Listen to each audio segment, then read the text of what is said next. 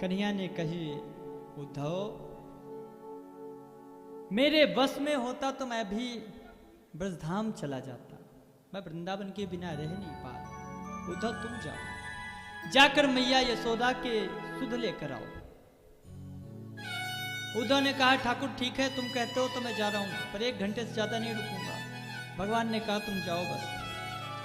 उद्धव ने तुरंत रथ निकाला और जैसे ही बैठने लगा सो ही भगवान ने तुरंत रोक दिया। अरे उद्धव रुको, ऐसे तुम्हें ब्रजमंडल में कोई पहचानने वाला नहीं है। तुरंत भगवान ने अपनी काली कमरिया उतार के उद्धव को दे दिया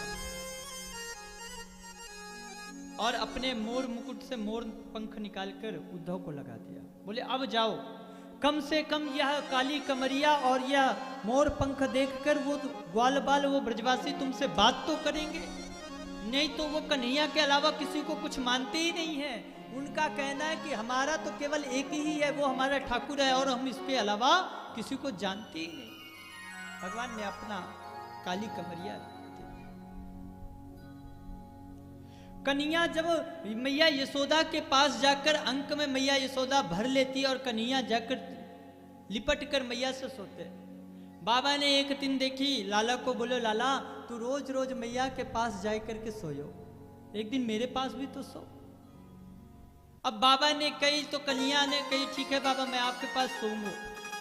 और जाए करके बाबा के पास सोयो और रात भर इधर इधर कन्हैया पलटते रहे। रात भर कन्हैया को नींद नहीं आई।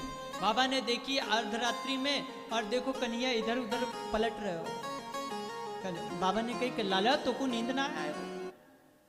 कन्हैया ने बोली, नहीं नहीं बाबा मैं थोड़ी देर में सो जाऊंगा। बाबा समझ गए कि लाला को मैया यशोदा के बिना नींद नहीं आ रही। सो बाबा ने कही, लाला तू जाए करके मैया के पास सो जा। कन्हैया तुरंत एक छलांग लगा के मैया के पास आए और मैया से एकदम लिपट के सोए गए। पर नंद बाबा का मन करता कि मैं भी लाला को गले से लगाए सकूं, व लाला की शरीर की खुशबू मोको भी मिल सके, मुझे भी वो अनुभव मिले। पर बाबा कुछ बोल नहीं पाते। तो आज बाबा ने कहा कि जो वस्त्र दिन भर पहनो करें बाबा, वह वस्त्र को कन्हैया के बिस्तर में बिछा दी। रात भर कन्हैया वाई वस्त्रन में घूमे, वाई वस्त्रन में लेटे, वाई वस्त्रन में खेले कूदे और जब प्रातः कालीन हो तो वह बाबा के पूरे वस्त्रन को पहन के कन्हैया घूमे और जाए करके बाबा को देख कर आवे। और बाबा वह वस्त्रन को धारण करे तो बाबा को ऐसा प्रतीत होवे कि कन्हैया उनके अंक में लगे, कन्हैया के शरीर की खुशबू उन वस्त्रों से आती। वही कपड़ा को बाबा पहनकर घूमे। आज जब ब्रजवासियों के यहाँ उद्धव चले, आज वर्षों बाद मथुरा से कोई रथ आता हुआ दिखा। जब से ठाकुर जी वृंदावन को छोड़कर गए ना, तब से वो सारे के सारे ब्रजवासी जाए करके मथुरा वाली गली पर बैठते और कहते हैं, वाह लाला ने मैया कह के गयो है कि परसों आ जाऊंगो, वर्षों बीत गए अभी तक आयो ना, तो जरूर कन्हैया आतो होइगो। जरूर कन्हैया को हम कन्हैया की इतनी याद करें तो कन्हैया भी हमारी याद करता होगा। तो आकर रोज आकर उस गली में बैठ जाते हैं, पूरा दिन बैठे रहते हैं और जब शाम हो जाती तो जाते हैं और जाकर मैया यशोदा से कहते हैं, मैया तेरो लाला बड़ो निष्ठुर है, वाने परसों की कही थी, आज वर्षों हो गए आज भी कन्हैया तेरो नहीं आए। रोज की भांति आज भी ब्रजवासी उसी मथुरा की गली में जाए करके बैठ गए और इंतजार करने लगे। आज वर्षों बाद उस मथुरा की गली से एक रथ आता हुआ दिखाई दिया। जैसे ही रथ को देखे सारे ब्रजवासी उछल पड़े, अरे देख देख हमारा कन्हैया आए गयो, हमारा ठाकुर आए गयो। हम तो पहले ही कह रहे थे हम कन्हैया को इतनी याद करें तो कन्हैया को भी हमारी याद जरूर आती है। देख मेरो लाला आए गयो। भाई भीड़ में एक छोटो सो सखा था, वहां ने कही मैं लाला से गुस्सा हूं, मैं लाला से नहीं मिलूंगी। जाए करके जाके झाड़ी में छिप गए। एक ब्रजवासी ने कहा तू वहां जाके काहे को छिपो? वहां ने कही मैं कन्हैया से गुस्सा हूं, कन्हैया से बात नहीं करूंगा। क्यों? क्योंकि कन्हैया ने कह के गए तो कि मैं परसों आ जाऊंगा और अब तक कन्हैया आयो ना। या तो मैं कन्हैया से बात ना करूंगो, कन्हैया जब आएगो मोकू मनाएगो, मुझे माफी मांगोगो, तब जाके मैं कन्हैया से बात करूंगा। जैसे ही रथ और नजदीक आया तो वो झाड़ी के पीछे छुपा हुआ जो सखा था वो जाकर सबसे आगे पहुंच गया। एक ने कही तू तो बोल रहे थे कि नाराज होएगो, फिर कैसे आए गयो? वाने कही भैया मेरो कन्हैया वर्षों बाद आए रहे हो, बातें नाराज तो होंगे पर पहले वाकू अंक में तो भर लूं, वाकू गले से तो लगा लूं, या तो मैं सबसे पहले आए गयो। रथ और नजदीक आया, पास जाकर देखे, वह रथ से जैसे ही पास में जाकर देखा तो देखा कि ये कन्हैया नहीं है, कोई और है। वापस आने लगे, अरे ये हमारा लाला नहीं है। वापस जब घूमे तुरंत उद्धव ने कहा, अरे अरे सुनो सुनो सुनो, मैं उद्धव हूं, मैं कृष्ण का सखा हूं, कृष्ण आपको बड़ी याद करते हैं और आपकी याद में हमेशा रोते रहते हैं। आज उन्होंने आप लोगों की खबर लेने के लिए मुझे उद्धव को भेजा है। ब्रजवासियों ने कन्हैया उद्धव को तिरछी नजर से देखा, वाह रे कन्हैया, परसों की कहकर गयो तो आज वर्षों बीत गए और आज वर्षों बाद हमारी याद आई तो किसको भेजा? सखा को। क्या बस हमारी इतनी ही याद करता है? पर उन ब्रजवासियों ने शायद कह दिया कि हम और किसी को नहीं जानते, हमारा तो केवल एक कन्हैया है। उद्धव ने कहा कोई बात नहीं, आप मुझसे बात नहीं करना चाहते, कोई बात नहीं, मुझे सिर्फ इतना बता दो मैया यशोदा और नंद बाबा का महल कहाँ है, मैं बस मैया यशोदा और नंद बाबा का हाल चाल लेकर और वापस चला जाऊंगा। ब्रजवासी हंस पड़े, अरे उद्धव तुम्हें नंद यशोदा के घर का पता चाहिए? अरे उनका पता बताने की कोई जरूरत नहीं है। क्यों? क्योंकि ये जो तुम नाली देख रहे हो नहीं, ये पनारा जो देख रहे हो, जो जल बहता हुआ आ रहा है, ये कोई नाला नहीं है, ये कोई पनारा नहीं है, ये उन नंद यशोदा और हजारों गोपियों कांव के आंखों से बहने वाली अश्रु की धारा है। इसी के किनारे किनारे चले जाओ, जहां पे यह समाप्त होगा वहीं मैया यशोदा और नंद बाबा का महल। उद्धव के ज्ञान की पहली सीढ़ी खिसक गई। अरे ऐसा भी कभी हो सकता है? आंसुओं से भी कभी नाली बन सकती है, जल कभी इतना आ सकता है? उद्धव जी चल दिए।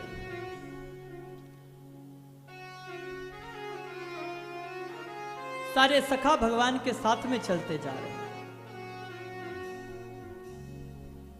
मनसुखा ने उद्धव का हाथ पकड़ा, चल लेके चलो। ले जाके मैया यशोदा के पास पहुंचो, यशोदा से बोलो मैया देख तेरे कन्हैया को वर्षों बाद तेरी याद आई है और वाने तेरो खबर लेने के लिए किसको भेजा है? अपने सखा को भेजा है, ले मिल मैया। जैसे ही जोर से कहा मनसुखा ने, तुरंत मैया ने डांट के बोला, ए दारी के धीरे बोल, धीरे बोल, धीरे बोल। अभी अभी मैंने अपने लाला को सुलायो है, बड़ी मुश्किल से लाला सोयो है, कभी चंदा मांगे, कभी माखन मांगे, कभी बहू मांगे, बड़ी मुश्किल से लाला को मैंने सुलाया है। अभी अभी लाला इतनी मुश्किल से सोयो, आके जगाए रहे, चल पाके यहां से। उद्धव ने कहा, अरे मैया लाला को कह रही लाला यहां है, अरे कन्हैया तो मथुरा में है। मैया ने क्या, आ मैं दिखाऊं। मैया ने तुरंत उद्धव का हाथ पकड़ा और लेकर अंदर गई पालने के पास। और जैसे ही पालने में दृष्टि पड़ी तो देखा पालना खाली। मन में विचार किया, अरे उद्धव मोकू कन्हैया तो छोड़ के वर्षों पहले चले गए, कन्हैया मोकू छोड़कर चले गए। उद्धव मैं कन्हैया को याई पलना में लिटाती थी, याई पलना में कन्हैया मेरो सोयो करे, बहुत उधम मचायो करे, बड़ी मुश्किल से सुलाऊं कन्हैया को, पर लाला वह तो मोकू छोड़कर चले गए। यशोदा जी कहती, लाला मोकू वाह लीला कन्हैया की कभी नहीं भूल सकती। मैंने लाला को खूब सुंदर श्रृंगार किया, पावन में पैजनियां पहनाई और कन्हैया को खूब सुंदर सजाए धजाए करके एक आधी रोटी में मक्खन लगाए करके कन्हैया को पकड़ा दिया। मेरो लाला खूब ठुमुक ठुमुक कर वही आंगन में नृत्य करे और खूब नाच नाच के वह रोटी को खाए। वही समय एक कौवा उड़तो भयो आयो और वाने कन्हैया के हाथ से वह रोटी को लेकर भाग गयो। मेरो कन्हैया मचल गयो और बोलो मैया मैं वाह कौवा से युद्ध करूंगा और वाह कौवा से युद्ध करके वाही अपनी रोटी लेके आऊंगा।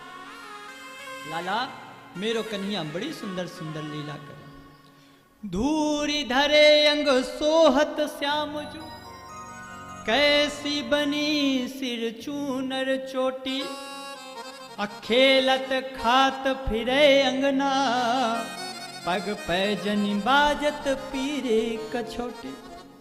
आवाज छवि को रस खान बिलोकत, वारति काम कला निधि कोटि।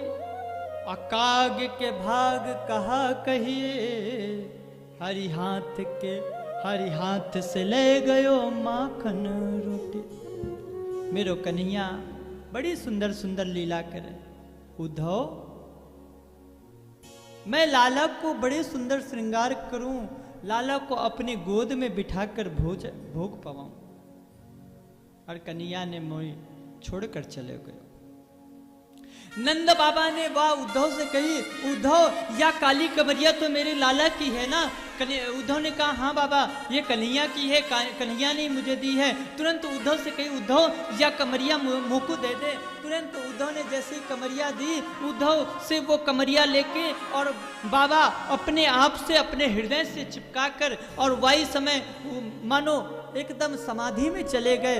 वाह गमछा को वह काली कमरिया को जब बाबा ने हृदय से लगायो तो बाबा को ऐसो प्रतीत हुए कि जैसे वो कन्हैया को गले से लगा रहे। और बाबा तो वह कमरिया को लगाए कर एकदम समाधिस्थ हो गए। मैया यशोदा के चरणों में बैठे बैठे उद्धव को 1 महीना व्यतीत हो गया। मैया यशोदा लाला की सुंदर सुंदर चरित्रों का बखान कर रही हैं और उद्धव बैठे बैठे सुन रहे हैं। मन में विचार कर रहे हैं कि जब मैं मैया यशोदा से बात करने लायक नहीं हूं तो उन गोपिकाओं से कैसे मिलूंगा। तो उद्धव जाते हैं गोपियों के पास, पर गोपियों के पास नहीं पहुंचते। पीछे एक वृक्ष के पीछे खड़े होकर देख रहे हैं, मन में विचार कर रहे हैं कि मैं क्या इन गोपिकाओं के समक्ष जाने लायक हूं भी कि नहीं, इनसे चर्चा कर भी पाऊंगा कि नहीं। तो उद्धव खड़े हैं। एक गोपिका की नजर पड़ी उद्धव के ऊपर। अरे ये उद्धव है, ये कौन है? जरूर ये कन्हैया का भेजा हुआ कोई दूत है। क्यों? क्योंकि उद्धव के सर में उस मुकुट में मोर पंख लगा था। तो गोपिकाएं समझ गई कि जरूर ठाकुर जी का कोई भेजा हुआ दूत है। पर गोपिकाओं के हृदय में तो सिर्फ एक ही चीज है कि वो सिर्फ ठाकुर को जानती है और किसी को नहीं। एक गोपी आई, उस सभा में चारों तरफ सारी गोपियां बैठी हुई हैं, एक पत्थर पर किशोरी जी बैठी हुई। एक गोपी आई किशोरी जी के पास, बोली लाडली जू आज मैं सपने में, आज मैं जब सो रही थी तो मेरे सपने में ठाकुर जी आए और वहां ने मोते कही कि ये गोपी ला मैं तेरी या मटकी को तेरे सर में रखवा दूं। मैं जल भरने के लिए गई थी, वही समय कन्हैया मेरे पीछे पीछे आयो और वहां ने कही कि ला मैं तेरी मटकी तेरे सर में रखवा दूं। मैंने कही हाँ हाँ लाला मेरो या मटकी उठाए दे। और जैसे ही मैंने लाला ने मुंह को मटकी उठायो और मैंने कन्हैया को पकड़ने के लिए किया कि सोई कन्हैया वहां से अंतर ध्यान हो। एक गोपी ने कहा अरे लाडली जी कन्हैया मेरे भी सपने में आए थे और सपने में आए मोते माखन मांगे और मैं जैसे ही माखन देवी के ताई आगे बढ़ी और जैसे ही माखन देते हुए मैंने कन्हैया को पकड़ना चाहा सोई कन्हैया मेरे आगे से भागने लगे। मैं पीछे पीछे भागी और थोड़ी दूर पहुंची ही थी कि वही समय मेरी आंख खुल गई। एक ने कही लाडली जी हम तो सपने में भी कन्हैया को याद करें, कन्हैया हमें सपने में दर्शन दें, आप कभी नहीं बताती, आपको ठाकुर जी के दर्शन नहीं होते क्या सपने में? किशोरी जी ने कहा अरे आप सब बड़ भागिन हो, क्यों? क्योंकि कम से कम आपको नींद आवे और वह नींद में आपको कन्हैया को स्वप्न आवे। पर मुझे अभागन को तो नींद ही नहीं आती, और जब नींद ही ना आवे तो स्वप्न कहां से आवे, और जब स्वप्न ही नहीं आता तो ठाकुर जी के दर्शन कैसे? उद्धव ने सोचा, अरे कन्हैया को गए वर्षों बीत गए और तब से क्या किशोरी जी सोई नहीं? उसी समय एक भौरा आया और आकर किशोरी जी के चरणों के पास घूमने लगा।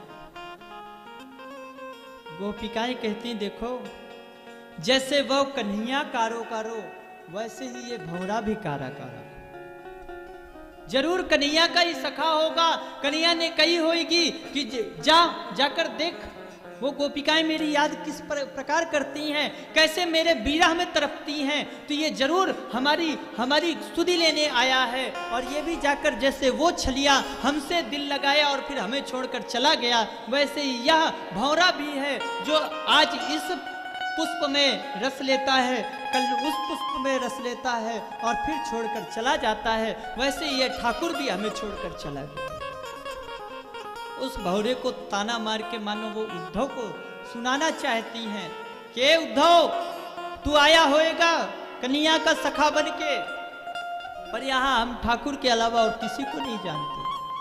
हम लड़ती भी हैं तो ठाकुर से लड़ती हैं, झगड़ती हैं तो भी ठाकुर से झगड़ती हैं, प्रेम करती हैं तो भी ठाकुर से करती हैं। हमें जो भी करना होता है हम अपने कन्हैया को ही अपना मान के करते हैं। हम कन्हैया के अलावा किसी को जानते ही नहीं।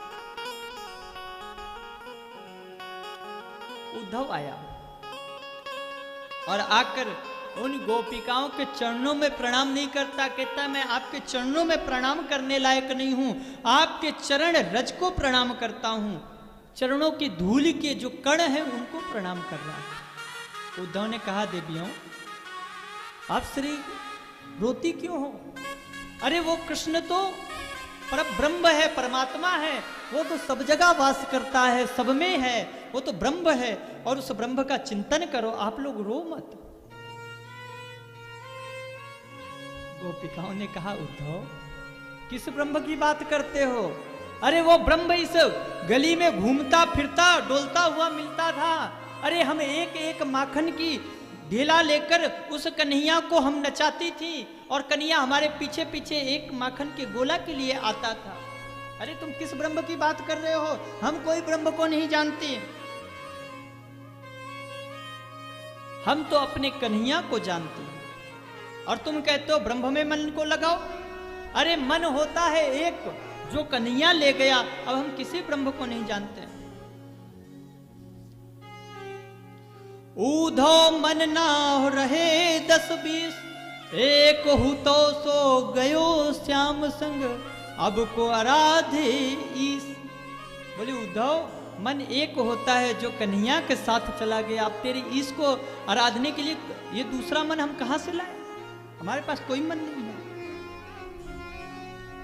उद्धव तुम भय बोरे, पाती लेकर आए दौड़े, और योग कौन जाने यहाँ रोम रोम में श्याम है। अरे उद्धव यहाँ कोई योग नहीं जानता, यहाँ कोई भक्ति नहीं जानता, यहाँ तो सबको सिर्फ कृष्ण से मतलब है, कन्हैया से मतलब है। और उद्धव तुम्हें क्या लगता है हम कन्हैया से मिलने के लिए रोती हैं? अरे मथुरा कितनी दूर है, अगर हम चाहें तो दिन भर में 2 बार कन्हैया से मिलकर आ जाए। अरे वही मथुरा में तो हम माखन बेचने जाती थी। जब से कन्हैया ब्रजमंडल को छोड़कर गए हैं तब से गोपिकाएं मथुरा में माखन बेचना बंद कर दी। बोल तुम्हें क्या लगता है हम मिलने के लिए रोती हैं? नहीं, हमारा भी प्रण है कि अगर ठाकुर को हमसे दूर रहने में खुशी है तो हम भी संकल्प लेती हैं उनसे मिले बगैर, बिना मिले विरह में तड़प तड़प कर मर जाएंगे, पर उनसे मिलने हम नहीं जाएंगे। अगर उनसे हमसे दूर रहने में उनको प्रसन्नता है, उनको खुशी है, तो वो ठाकुर हमसे दूर रहे, हम नहीं जाएंगे मिलने। उद्धव गोपिकाओं के चरणों में बैठा रहा। बैठे बैठे 6 महीना का समय व्यतीत हो गया। ना उद्धव ने वस्त्र बदले, ना स्नान किया। लगातार 6 महीना तक बैठकर भगवान के सुंदर चरित्रों को सुनता रहा। आज उद्धव की समाधि 6 महीना बाद खुली और जैसे ही उसे अपने खुद का भान हुआ, तुरंत उन गोपिकाओं को प्रणाम करके तुरंत रथ लेकर उद्धव चला। और जैसे ही आया, सबसे पहले आकर कन्हैया के महल में प्रवेश किया और आकर कन्हैया के चरणों में गिर गया। ठाकुर चलो तुम तुरंत मेरे साथ। कन्हैया बोले कहाँ? बोले ज्यादा मुझे कोई बात नहीं सुननी है, चलो मेरे साथ तुरंत इसी समय गोकुल वृंदावन चलो। ठाकुर जी ने कहा सुनो तो, रुको तो, बताओ तो क्या हुआ। मैया यशोदा ठीक है, नंद बाबा ठीक हैं, वो गोपिकाएं कैसी हैं? तुमने तो कही थी कि तुम 1 घंटे से ज्यादा नहीं रुकोगे, आज 6 महीना बाद आ रहे हो, कुछ हाल समाचार तो बताओ। उद्धव ने कहा ठाकुर जी जले में नमक छिड़कने की जरूरत नहीं है। आप कैसे निष्ठुर देवता हो जो आप उन गोपिकाओं को, ब्रजमंडल के उन सखाओं को छोड़कर यहाँ बैठे हो। आप चलो मेरे साथ, मैं उन्हें वचन देकर आया हूं कि मैं तुरंत कन्हैया को लेकर यहाँ आऊंगा। चलो अब मेरे साथ। भगवान हंसने लगे। उद्धव मैं जानता हूं, इसीलिए तो मैं तुम्हें ब्रजमंडल भेजा हूं। क्यों? क्योंकि जब से मैं ब्रज से आया हूं तब से मैं अकेला पड़ गया हूं। अब तुम ब्रज हो आए हो, वहां का प्रेम पुट तुम्हें लग चुका है, तो अब उस ब्रजमंडल का जो कण है वो अब तुम में भी लग चुका है। तो अब तुम मेरे पास रहोगे, मेरे साथ रहोगे, तो मुझे ऐसा अनुभव होगा कि वह ब्रजमंडल, वह गोपियों का प्रेम, वह ब्रज के सखाओं का प्रेम मेरे साथ है। उद्धव मैं जानता हूं तुम्हारे पास ज्ञान बहुत है, पर मैं चाहता था कि तुम पर प्रेम का पुट लग जाए, तो यह ज्ञान भी 100 गुना बढ़ जाएगा। उद्धव तुम आंख तो बंद करो। उद्धव ने जैसे ही आंख बंद किया, सोई भगवान ने सबके सब ब्रजवासियों को प्रकट कर दिया। मैया यशोदा बगल में बैठी हैं और उद्धव ने जैसे ही दर्शन किया तुरंत चरणों में गिर गया। ठाकुर जी ने कहा उद्धव मैं तो ब्रजमंडल से कभी अलग हो ही नहीं सकता। ब्रजमंडल तो मेरे रोम रोम में बसा है, मेरे हर अंग अंग में ब्रजमंडल बसा है। उद्धव मैं तो सिर्फ ये चाहता था कि तुम्हारे इस ज्ञान के साथ साथ में कुछ प्रेम का पुट लग जाए, इसलिए मैंने तुम्हें भेजा था।